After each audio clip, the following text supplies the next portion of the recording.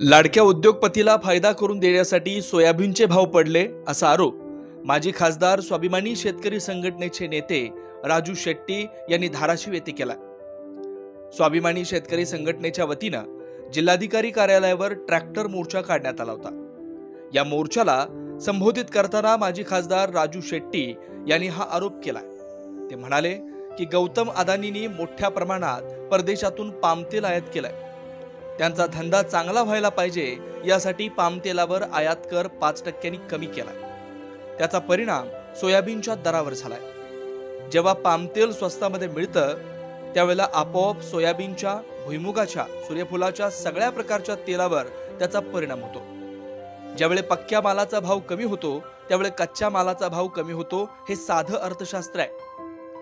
सोयाबीनचे भाव पडले असतील आणि आत्महत्या 2.5% वाढल्या असतील तर अदानींचे हात देखील रक्ताने बरबटलेले असतील असंही ते यावेळी म्हणाले।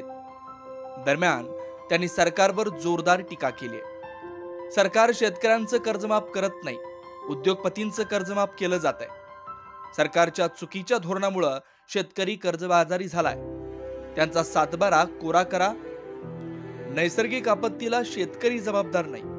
निसर्गाचं नुकसान उद्योगपतींनी केलं म्हणून शिक्षा आम्हाला झाली। कधी गारपिटीच्या माध्यमातून तर कधी महापुराच्या माध्यमातून, दुष्काळाच्या माध्यमातून शिक्षा झाली।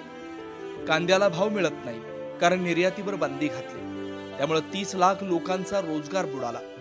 गेल्या जन्मीचं पाप म्हणून आम्ही गरीब राहिलो, नाहीतर सरकारने लुटणारी धोरणं राबवली म्हणून आम्ही गरीब राहिलो। त्याचा जाब सरकारला विचारायचा आहे असं त्यांनी उपस्थित कार्यकर्त्यांना संबोधित करताना सांगितलंय।